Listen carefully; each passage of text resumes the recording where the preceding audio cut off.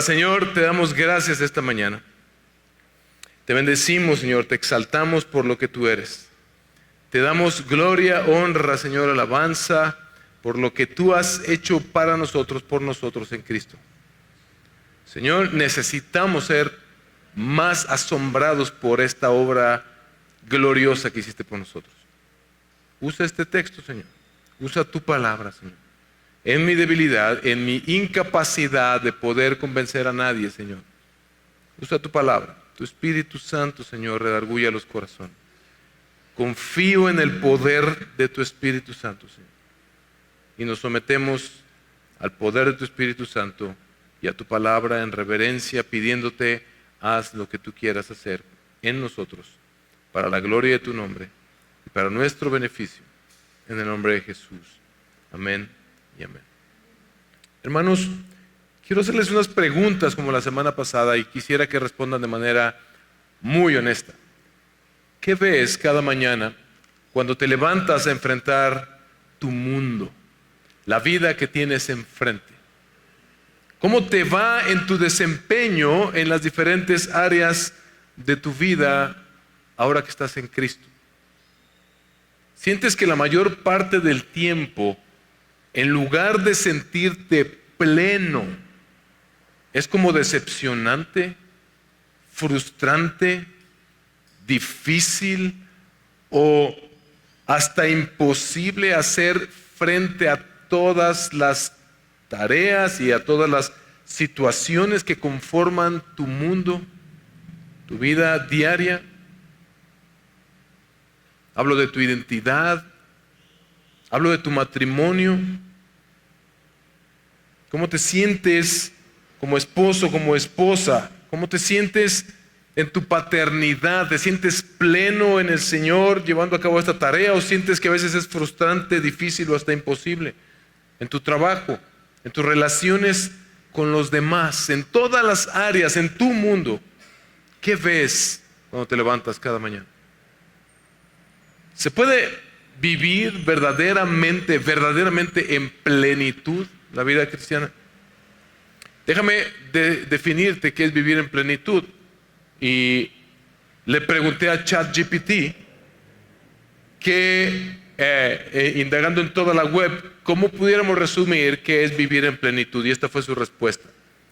Llevar una vida, escucha esto, integrada, significativa, equilibrada, en la que se experimenta gozo, propósito, paz interior y desarrollo integral, físico, emocional, espiritual y relacional, independientemente de las circunstancias externas. Te pregunto, ¿así te sientes?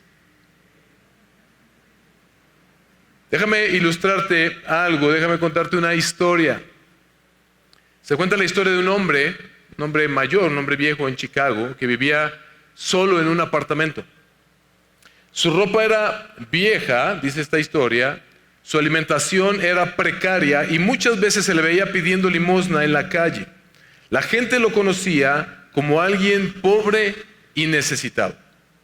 Un día, después de no haber sido visto por días, fue encontrado muerto en su apartamento.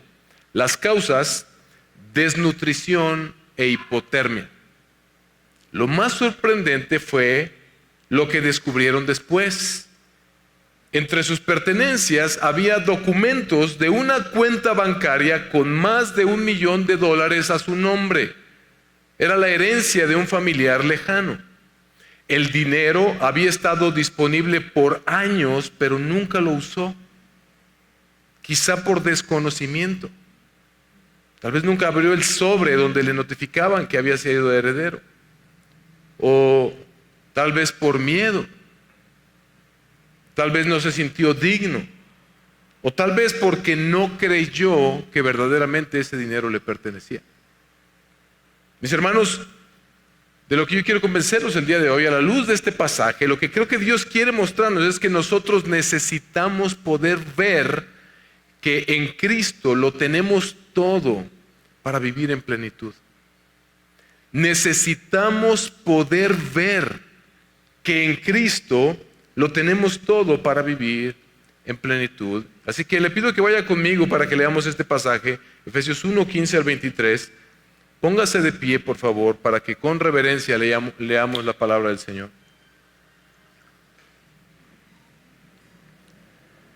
Leemos en el nombre del Señor. Por esta razón, también yo, habiendo oído de la fe en el Señor Jesús que hay entre ustedes y de su amor por todos los santos, no ceso de dar gracias por ustedes, mencionándolos en mis oraciones. Pido que el Dios de nuestro Señor Jesucristo, el Padre de gloria, les dé espíritu de sabiduría y de revelación en un mejor conocimiento de Él. Mi oración es que los ojos de su corazón les sean iluminados para que sepan cuál es la esperanza de su llamamiento, cuáles son las riquezas de la gloria de su herencia en los santos y cuál es la extraordinaria grandeza de su poder para con nosotros los que creemos conforme a la eficacia de la fuerza de su poder. Ese poder obró en Cristo cuando lo resucitó de entre los muertos y lo sentó a su diestra en los lugares celestiales, muy por encima de todo principado, autoridad, poder, dominio y de todo nombre que se nombra, no solamente en este siglo, sino también en el venidero.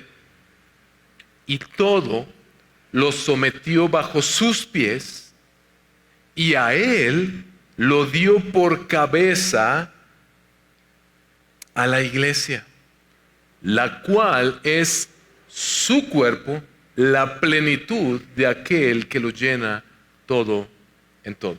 ¿Puede tomar su lugar, por favor? Pablo, mis hermanos, vemos en este pasaje, comienza en los versículos 15 al 16, agradeciendo al Señor por la fe de los efesios. Comienza diciendo, por esta razón. ¿Por cuál razón?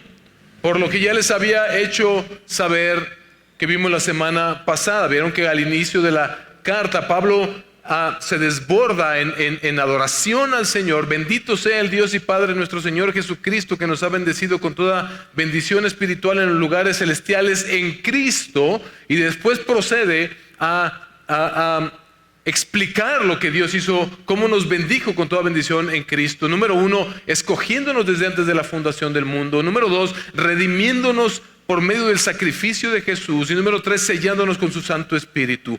De eso es de lo que Pablo está muy contento que haya sucedido en los Efesios. Por esta razón no dejo de dar gracias a Dios por ustedes, dice Pablo. Él asume que esta es una iglesia de creyentes. Pero Pablo puede ver que esta es una realidad en ellos por algo que dice que sucede entre ellos. Si usted lo notó, dice que él da gracias a Dios por la fe que hay en ellos y él da gracias por el amor que ellos manifiestan hacia los demás. Más adelante vamos a ver un poco más cómo nosotros somos llamados a mostrar ese amor, pero Pablo identifica que estos hermanos verdaderamente están en la fe porque no solamente lo dicen, sino que se aman los unos a los otros. Puede él ver que esto es una realidad en ellos. Pero Pablo, el énfasis de este pasaje está en lo que sigue, porque Pablo manifiesta tener una preocupación genuina por los efesios. Pablo quiere que ellos puedan vivir la plenitud de la vida cristiana de manera real y de manera tangible en sus vidas.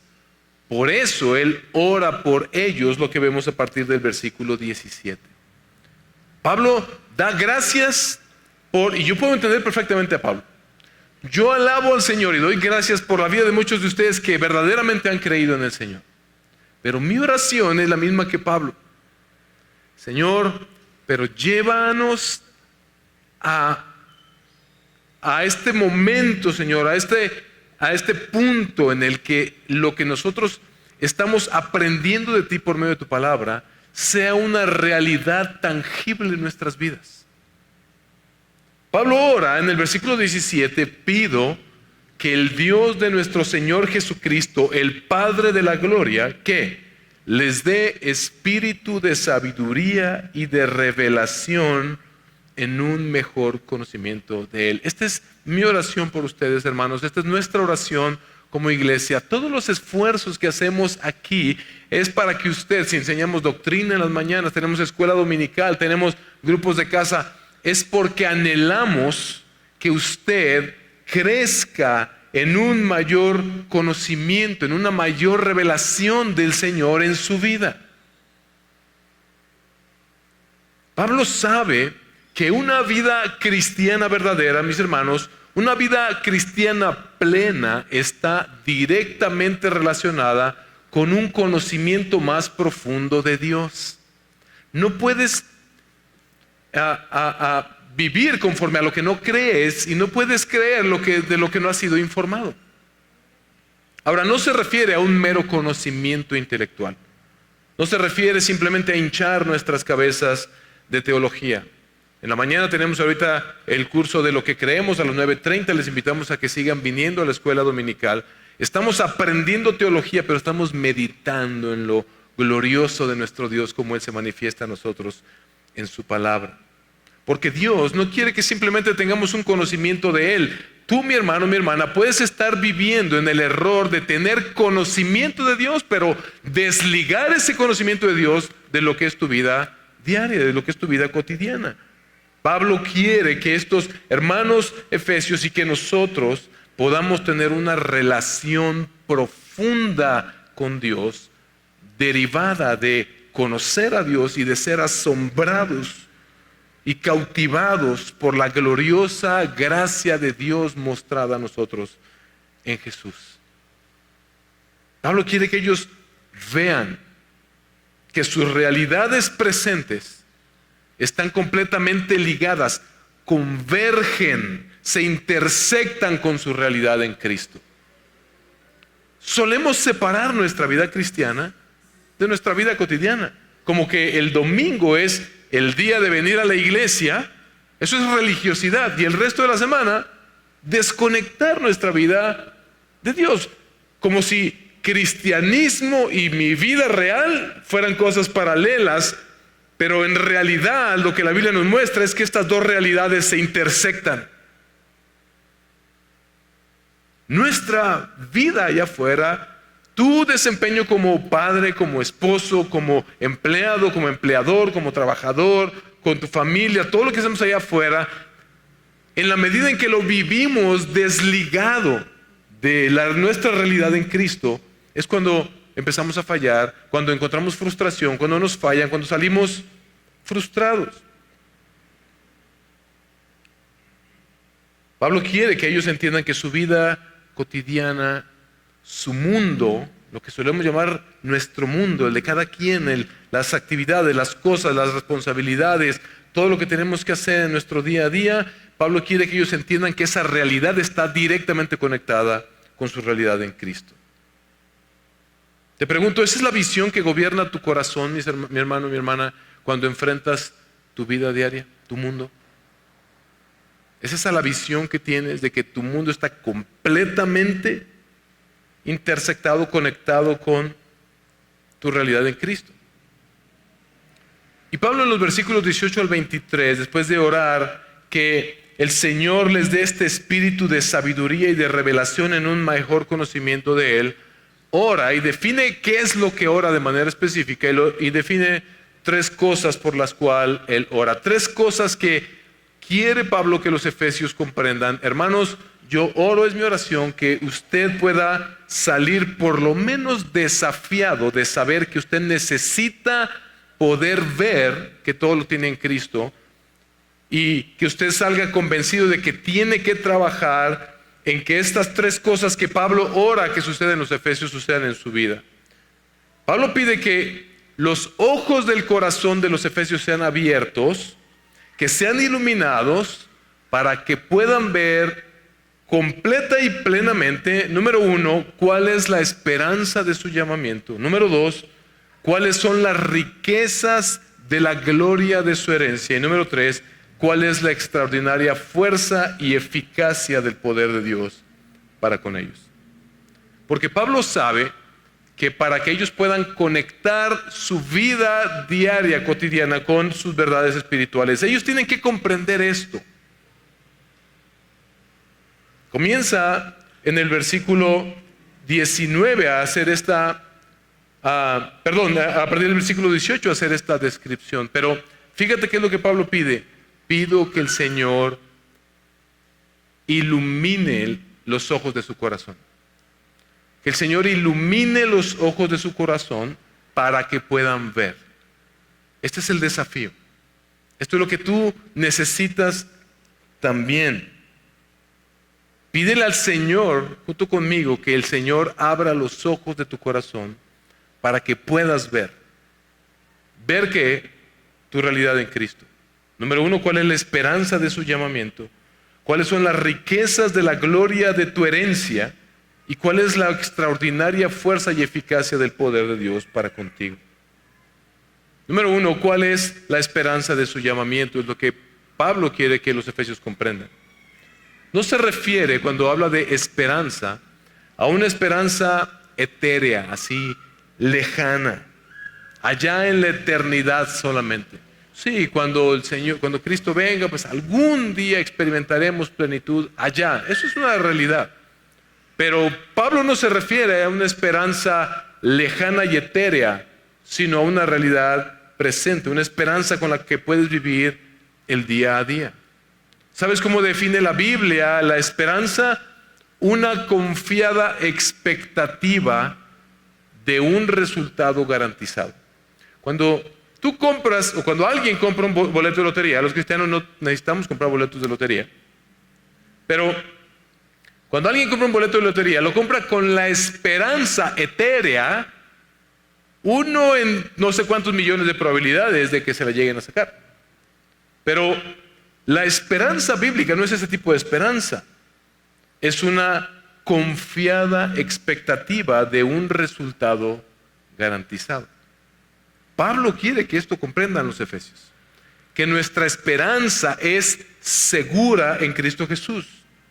La esperanza de nuestro llamamiento, mis hermanos, es que todas las promesas, todas las glorias y todas las provisiones de la presencia de Dios en Cristo son seguras para nosotros aquí y hoy, y sí, para la eternidad también.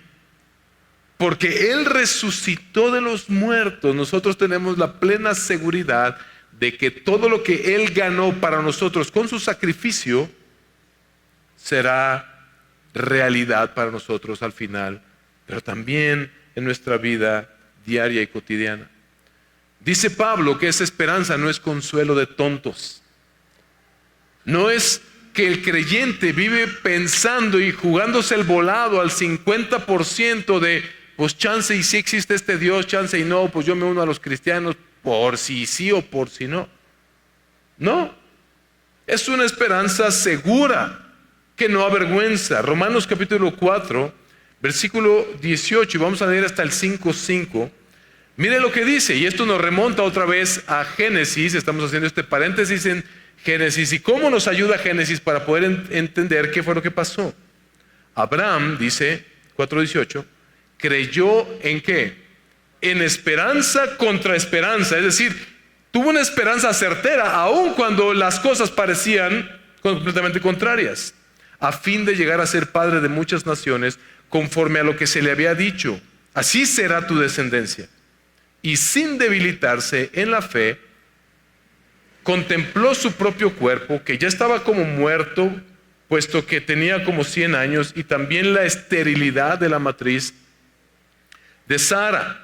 Sin embargo, respecto a la promesa de Dios, Abraham no titubeó con incredulidad, sino que se fortaleció en fe, dando gloria a Dios, estando plenamente convencido de que lo que Dios había prometido, poderoso era también para cumplirlo. Por lo cual también su fe le fue contada por justicia. Y no solo por él fue escrito que le fue contada, sino también por nosotros, a quienes será contada, como los que creen en aquel que levantó de los muertos a Jesús nuestro Señor, que fue entregado por causa de nuestras transgresiones y resucitado para nuestra justificación. 5.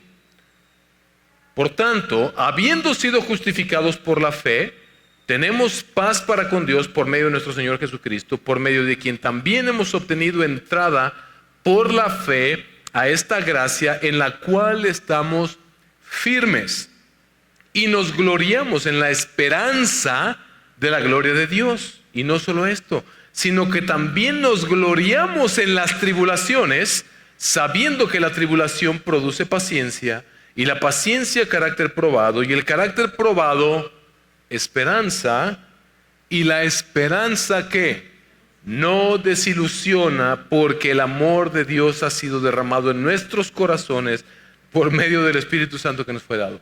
Ahora entendemos mejor. La semana pasada vimos cómo Dios nos sella cuando creemos en Cristo Jesús con su Espíritu que viene a habitar en nosotros, y son las arras, es la garantía de nuestra herencia. Pero vemos ahora cómo funciona. El Espíritu Santo está en ti y en mí para recordarnos que nuestra esperanza es segura en Cristo. Esto quiere decir que si tu esperanza el día de hoy, cristiano o cristiana, te está fallando, es porque seguramente está puesta en el lugar equivocado o en la cosa equivocada. Y eso te trae duda, te trae frustración, te trae desesperación. ¿Sabes por qué? Porque nada en este mundo puede asegurarte la gloria eterna que tu alma anhela y que solamente Cristo puede dar. Ninguna cosa, situación, circunstancia, persona de esta vida que tú pensaras que es tu Mesías, tu Salvador, puede salvarte. Solo la esperanza que produce saberse heredero de Dios y sellado con el Espíritu Santo porque estás en Cristo es lo único que puede producir esa esperanza. Te pregunto, mi hermano, ¿vives con esperanza? ¿Llevas a cabo tu tarea de esposo, de esposa con esperanza? ¿Tu identidad está basada en la esperanza en Cristo? ¿O en los títulos que te dan, o en lo que te dan, o en lo que te quitan, o en lo que tienes, o en lo que no tienes? ¿Tu paternidad, tu crianza de tus hijos, la llevas a cabo en esperanza? ¿O solamente estás confiando en lo que tú carnalmente puedes hacer? Tus estudios, jóvenes, tu futuro, ¿lo vives en la esperanza que tienes en Cristo? Y esto nos lleva a la segunda cosa que Pablo pide que los efesios puedan ver. ¿Cuáles son las riquezas de la gloria de su herencia en los santos? Porque esta esperanza está directamente ligado con algo que es tangible. Dios nos ha hecho, vimos la semana pasada, herederos de Él mismo. La segunda cosa que Pablo pide que puedan ver, Pablo pide que los ojos de los efesios, los ojos de su corazón sean abiertos para que puedan ver, número 1, cuál es la esperanza de su llamamiento. Y número 2, cuáles son las riquezas de la gloria de su herencia en los santos. Esto se puede interpretar por lo menos de dos formas.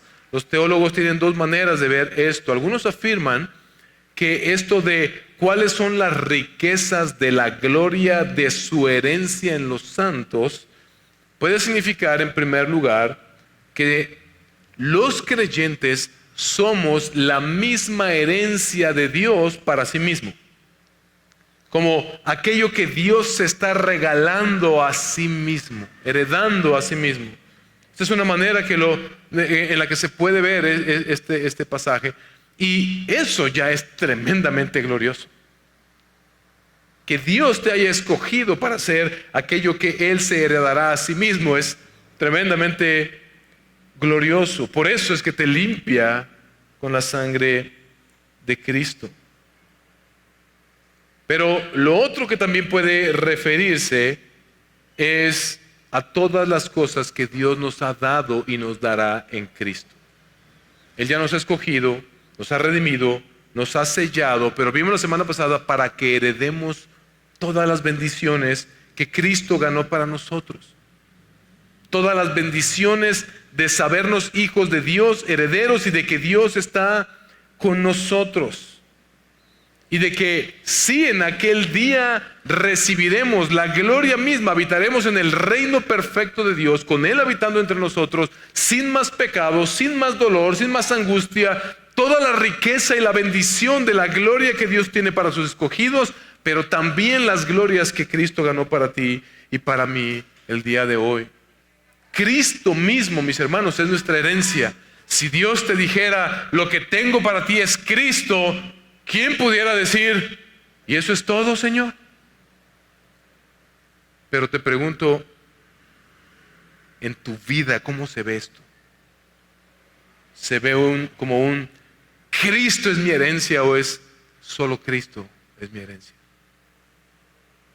También se refiere a todas las bendiciones de su providencia que Él nos concede, mis hermanos. Esa es nuestra riqueza también.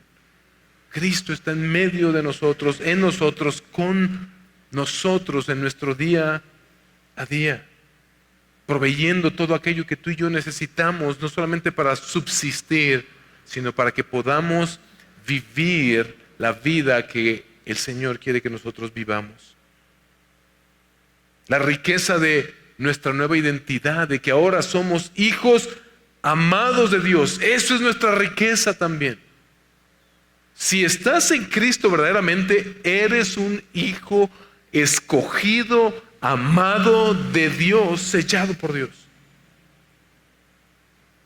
La iglesia es tu riqueza. Si no lo puedes ver así, es tiempo de que empieces a considerar si verdaderamente has nacido de nuevo, si verdaderamente estás en Cristo. Y lo voy a comprobar al final de este texto. Pero la iglesia es parte de esa gloriosa y preciosa riqueza que Dios nos ha dado, una familia extendida en el reino de Dios. La esperanza segura que tenemos en Cristo de una resurrección para no solamente escapar del infierno, sino para heredar con Cristo el reino glorioso de Dios y gobernar con Él por la eternidad. Esa es nuestra riqueza. Toda la riqueza que Cristo logró para ti y para mí, que compró para ti y para mí con su muerte y con su resurrección, y de la cual nos hizo herederos y nos selló con su Espíritu hasta que Él regrese. Nuestro problema es que tenemos una visión muy horizontal. Relacionamos bendición con dinero, con muchas otras cosas, pero principalmente con dinero y todo lo que el dinero puede comprar, con cosas materiales. Solemos llamarle bendición, mis hermanos, a cosas vanas y temporales de este mundo, y buscamos encontrar plenitud en ellas. No está mal que tengas cosas, que compres cosas, que te gratifiques con ciertas cosas, pero estarías terriblemente mal si ignoraras a propósito que tenemos esa tendencia pecaminosa a poner nuestra confianza en esas cosas, o en una vida de cierto estilo, sin problemas, si se soluciona esto. Pero Pedro nos ayuda a contrastar esto. Vaya conmigo a 2 de Pedro, capítulo 1, versículos 3 al 4. Dios nos ha enriquecido, mis hermanos, dándonos todo lo que necesitamos para la vida. Pues su divino poder nos ha concedido todo lo que se nos antoja y todas las cosas materiales que queremos. ¿Dice eso el texto? Pues su divino poder nos ha concedido todo cuanto concierne ¿a qué? A la vida y a la piedad, mediante el verdadero conocimiento de aquel que nos llamó. Está diciendo, Pedro está diciendo lo mismo que Pablo aquí.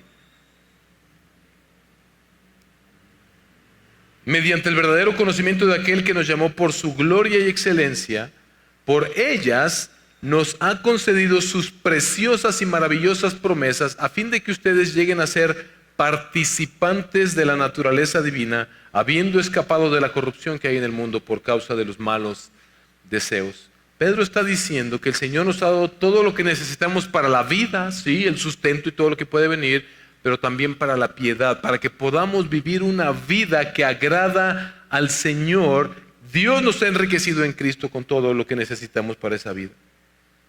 Mis hermanos, en Cristo somos inmensamente bendecidos. Imagina tú que heredaras el día de hoy, no $1 millón como este hombre de Chicago, sino $500 millones. Tu tía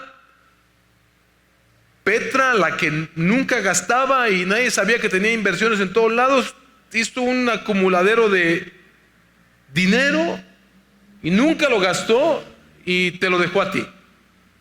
$500 millones. Trata de sacar la cuenta, ni siquiera sabes decir cómo se pronuncia en mexicano, o sea, traducido a pesos.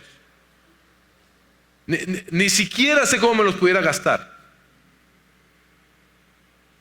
Piensa, imagínate que lo recibes, que es una realidad en tu vida.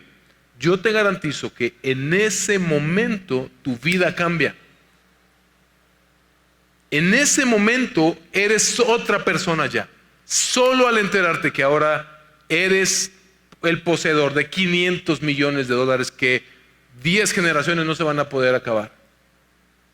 En ese momento actuarías diferente, pensarías diferente, caminarías diferente, decidirías diferente. ¿Cómo me vería yo si heredara eso y de pronto dijera a mi esposa, ven, te invito a comer, esposa? Sí, ¿a dónde? Al Oxxo, vamos por una sopa Maruchan porque no hay que gastar. ¿Cómo me vería? Ridículo, ¿no? Así nos vemos, mis hermanos, cuando estamos viviendo la vida cristiana como pordioseros. Sabiendo que en la palabra de Dios, en Cristo, tenemos toda la riqueza que necesitamos. Todo está a nuestra disposición todo el tiempo para mostrarnos el camino a la plenitud verdadera. Pero tomamos este libro, después de la iglesia, los que lo traen, y lo arrumbamos en la casa hasta el siguiente domingo, en lugar de ir a retirar del banco de las bendiciones de Dios, de las riquezas de Dios, todo lo que necesitamos para la vida plena que estamos buscando. No vivas como un mendigo, hermano, hermana. Recuerda que en Cristo has sido inmensamente enriquecido. Ve al banco, retira de ahí todo lo que necesitas para la vida que tienes enfrente. La tercera cosa que Pablo quiere que comprendan, lo vemos en el versículo 19. ¿Y cuál es la extraordinaria grandeza de su poder para con nosotros los que creemos conforme a la eficacia de su poder?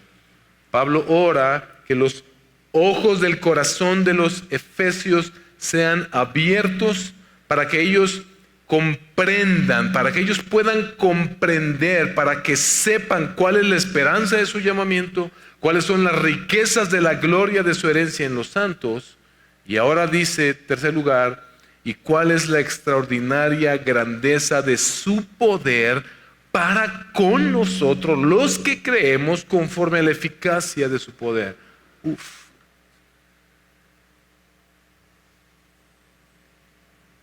¿Cómo necesitamos creer esto, hermanos? Nuestros hermanos pentecostales, los que realmente son creyentes, yo estoy convencido de que hay pentecostales que son verdaderamente creyentes, se equivocan mucho al exacerbar este tema del poder de Dios al punto de la herejía, donde ven demonios en todos lados y que el poder, y lanzan poderes así como Goku o que quieren usar el poder de Dios para, no sé, es una exacerbación de este tema del poder de Dios. Pero nosotros nos estamos equivocando grandemente, mis hermanos, cuando olvidamos o cuando ignoramos que todo el poder de Dios está a nuestra disposición. Y que el Señor lo usa para nuestro mayor bien. Que el Señor, fíjate, vimos la semana pasada cómo la Trinidad, la gloriosa Trinidad participa en nuestra redención. El Padre escogiendo, el Hijo redimiendo y el Espíritu Santo sellando. ¡Qué derroche de poder! ¿Cuánto poder Dios utiliza para atraernos hacia sí mismo. De hecho, el final del versículo 19, vuélvelo a leer conmigo.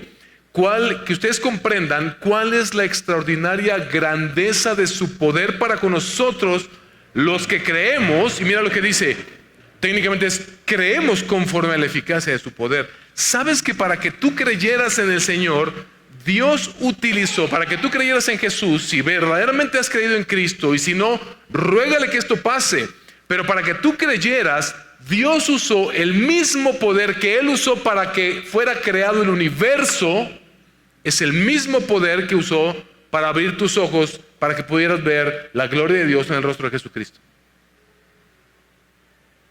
No lo digo yo, lo dice 2 Corintios 4, versículo 6, vaya conmigo. 2 Corintios 4, versículo 6.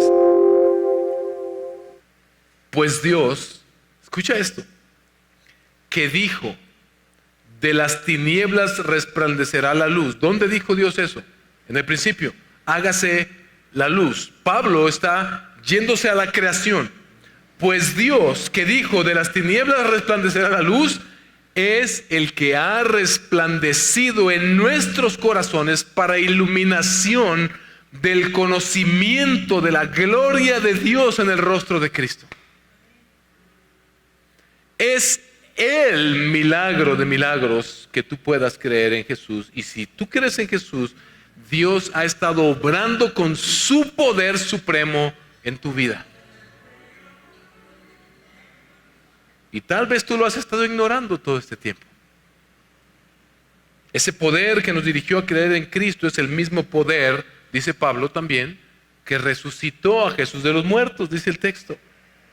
Es ese poder, dice versículo 20, que obró en Cristo cuando lo resucitó de los muertos. El poder de Dios para dar vida, el levantar a los muertos de la tumba, el poder con el que Él nos resucitará en el día postrero, es el poder que Dios ha puesto a disposición de su iglesia. El poder que Dios usa para bendecir a su iglesia. Dice, lo resucitó de los muertos y lo sentó a su diestra en los lugares celestiales. Con ese poder que resucitó Jesús y con ese poder que Jesús ascendió, es el poder que Dios usa para bendecirnos. Dice que lo sentó a su diestra en los lugares celestiales. Esto es lo que conocemos teológicamente como la entronización de Dios. ¿Sabes dónde está Jesús el día de hoy?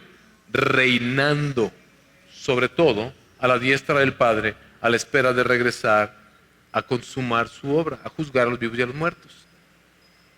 Y Él está reinando, mira dónde, versículo 21, muy por encima de todo principado, autoridad, poder, dominio. Esto incluye muy por encima de cualquier gobierno de este mundo. Por supuesto que incluye muy por encima de ti mismo, muy por encima de Satanás y sus demonios, muy por encima de cualquier aspecto espiritual, muy por encima de estas potestades, estos principados, estas autoridades paganas, mundanas, diabólicas que se han levantado, estas nuevas ideologías y estos sistemas políticos y todo lo que existe que pareciera que puede tomar el control absoluto incluso de nuestras vidas, todo eso está sometido debajo de los pies de Jesús. Y de todo nombre que se nombra, no solo en este siglo, sino también en el venidero. Es decir, todo ha sido subyugado bajo los pies de Jesús. Todo lo sometió bajo sus pies. Él tiene pleno dominio de todo. ¿Qué significa eso para ti? Esto significa, mi hermano, mi hermana, que tu matrimonio está bajo el dominio y el poder de Jesús. Tu trabajo está bajo el dominio y el poder de Jesús. Tu paternidad está bajo el dominio y el poder de Jesús. Tus estudios, jóvenes, tu futuro está bajo el dominio y el poder de Jesús. Tus relaciones interpersonales con tus amigos, con tu familia, está bajo el dominio y el poder de Jesús. Esta iglesia, a pesar de que se levante oposición hasta dentro de la misma iglesia, a pesar de que pudiera venir Satanás a tratar de destruir la obra que Dios está haciendo aquí, yo como pastor descanso en que esta iglesia esté bajo el dominio y el poder de Jesús.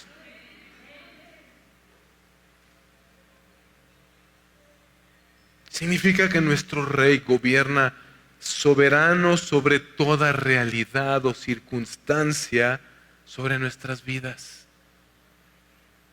Eso es suficiente como para gritar gloria a Cristo. Pero Pablo no se detiene allí, ve lo que dice al final en el versículo 23. Y a él, la segunda parte del versículo 22 y el 23, y a él lo dio por cabeza sobre todas las cosas a la iglesia. Si para ti la iglesia no es importante, tal vez no conoces a Cristo, porque Cristo es la cabeza de su iglesia, la cual es su cuerpo, dice el versículo 23, la plenitud de aquel que lo llena todo en todo. Si Dios te ha integrado a una iglesia, Dios te ha enriquecido en sobremanera. Y lo ha hecho para que seas parte de su cuerpo, el del cual es Él la cabeza. Cuando un creyente no quiere integrarse al cuerpo de Cristo, no quiere integrarse a la cabeza. Eso es lo que no quiere hacer.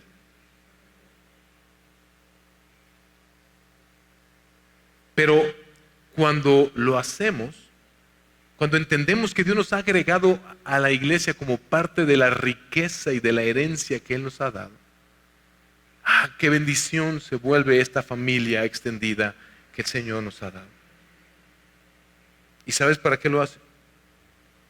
Para manifestar su poder. ¿Viste que ese poder no está obrando, ese poder de Dios no está obrando en toda persona, sino sobre su iglesia?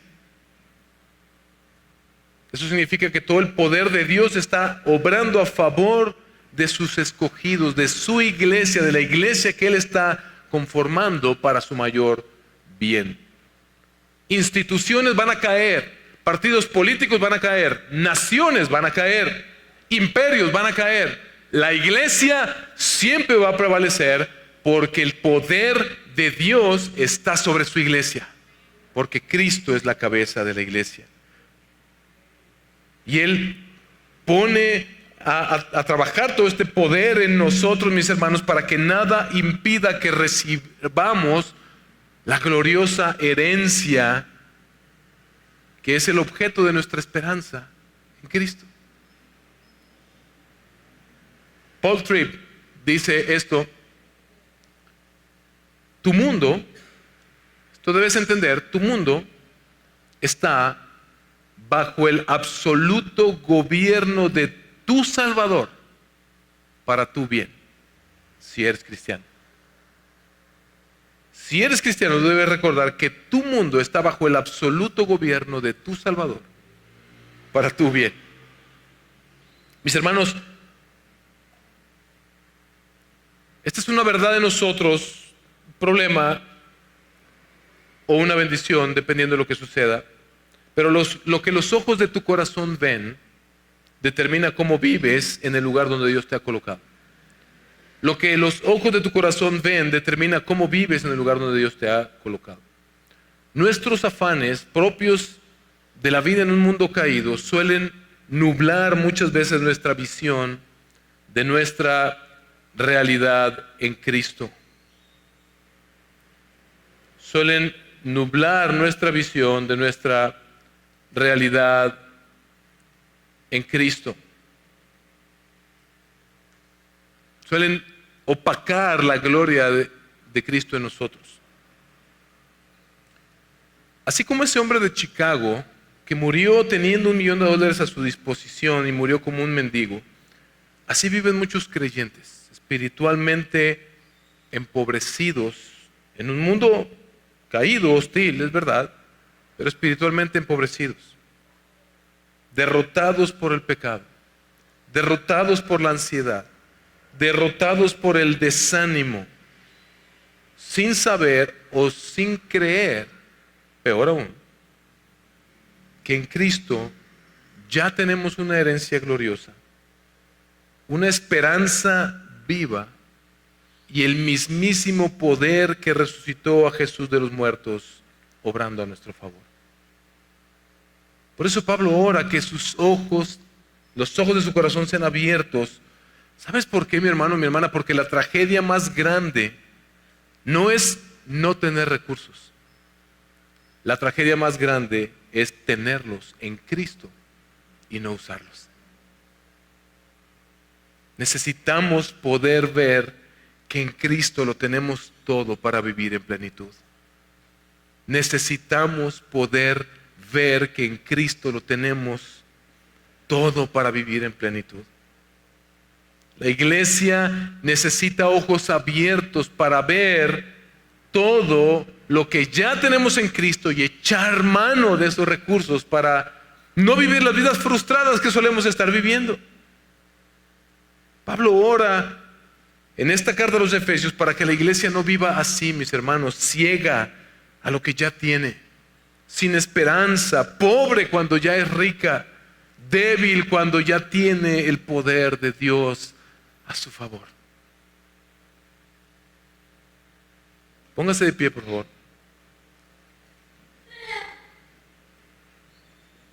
Pablo ora por los Efesios porque a nivel intelectual no podemos ser convencidos de esto. Por más esfuerzo que yo haga de convencerte con mis palabras, es solo si el Espíritu Santo aplica estas verdades a tu vida. Es solo si el Espíritu Santo abre tus ojos para que puedas ver las gloriosas bendiciones que tienes en Cristo, que vas a poder echar mano de ellas. Así que oremos. Oremos que nuestro conocimiento del gran misterio de Dios crezca de manera que produzca en nosotros, mis hermanos, un mayor asombro por la gracia y la gloria y el poder de Dios revelado en el Evangelio de Jesucristo para nosotros. Cuando estamos viviendo vidas frustradas de nuestro cristianismo, es porque estamos dejando a un lado esos recursos, es porque estamos tratando a lo mejor a veces de nuestras fuerzas echarle más ganas. No se trata de eso, se trata de que vayas y retires cada vez más del banco de la gloria de Dios, de su palabra, y que conozcas más a Cristo y que lo ames más cada vez más a Él, para que puedas descansar en la esperanza que tienes en Él, para que puedas vivir en la seguridad que te trae saber que eres heredero de la gloriosa herencia de Dios y que el poder de Dios obrará a tu favor en cualquier circunstancia. Para que esto cambie tu manera de ver tu mundo, para que puedas vivir una vida verdaderamente plena, sin importar las circunstancias. Si tú no eres creyente, la vida plena que estás buscando en una experiencia, en otra, en cosas materiales, eso que nada satisface tu alma, es porque la plenitud solo la puedes encontrar en saberte reconciliado con Dios por medio de Jesucristo. La verdadera riqueza es aquella de sabernos en paz con Dios. Y el verdadero poder de Dios obra para que esa herencia que Él asegura sobre los que Él escoge y llama para salvación, los pueda llevar a salvo a recibir esa herencia. Así que si tú no le has entregado tu vida a Jesús, hoy es el día, no te tardes. Hoy puedes comenzar a vivir la vida plena que tanto has anhelado. Mis hermanos, oremos. No solamente ahorita, ora todos los días, para que el Señor abra los ojos de tu corazón para que puedas comprender las glorias de Dios que tienes a tu disposición en Cristo. Necesitamos poder ver que en Cristo lo tenemos todo para vivir en plenitud. Oremos. Señor, te damos gracias esta mañana por tu preciosa palabra una vez más. Gracias, bendito Rey.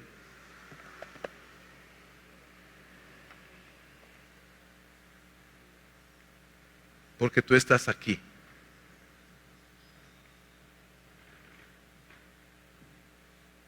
Si esto fuera un ejercicio meramente organizacional, si la iglesia fuera simplemente una organización, una empresa, un negocio, una institución, por más loable que pudiera ser, dependeríamos completamente de nosotros, de lo que pudiéramos hacer y de cómo pudiéramos llevar a cabo todas las cuestiones que conllevan. Y seguramente fracasaríamos, como solemos verlo en todas las instituciones a causa de nuestras propias fallas. Pero tu iglesia es tu cuerpo. Señor Jesús, tú eres nuestra cabeza.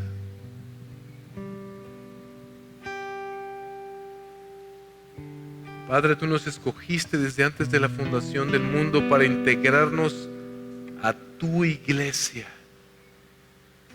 aquella que te vas a entregar a ti mismo como una esposa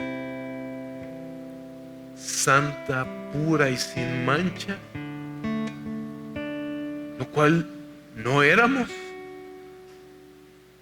pero que estás purificando por medio del lavamiento de tu palabra, que nos has blanqueado en la sangre de Cristo y que nos sigues purificando por medio del lavamiento de tu palabra.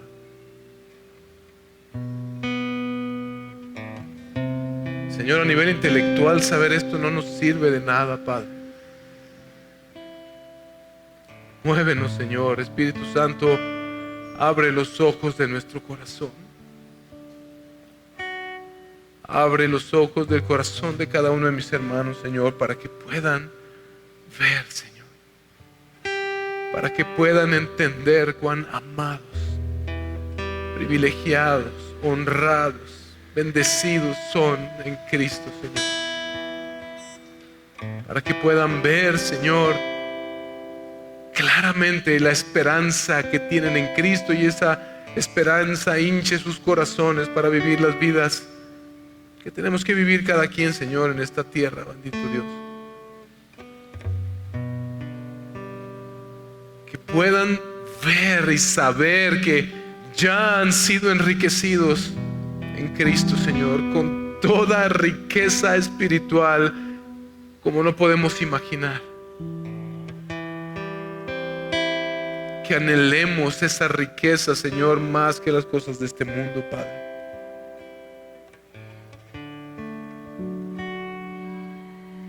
Y haznos cada vez más conscientes del poder que tú estás manifestando, Señor, al conformar incluso esta pequeña iglesia, Señor. Pero grande a tus ojos, importante a tus ojos, porque es tu cuerpo, del cual tú decidiste ser la cabeza en Cristo. Que el sabernos asidos de la cabeza, nuestro soberano Rey, bajo de quien están todos los dominios y potestades de este mundo, aquel que es soberano sobre todo, es nuestra cabeza de manera especial para nosotros. Que podamos echar mano, Señor, de ese poder, de esa riqueza, de esa esperanza en nuestro diario caminar, para vivir las vidas plenas que anhelamos, Señor. Que podamos encontrar propósito, satisfacción, Señor, aún en medio de las pruebas, sabiendo que tú estás con nosotros siempre, Señor.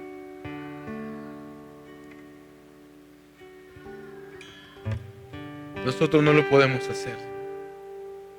Hazlo tú, Espíritu Santo. Te lo pedimos, Señor. Te lo pedimos, Señor. Haznos a nosotros conscientes de esta necesidad.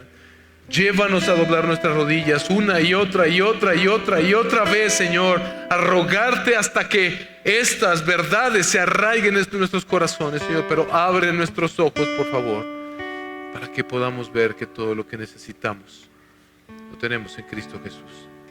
Para la gloria de tu nombre y el beneficio de tu iglesia, Señor, en el nombre de Jesús. Amén.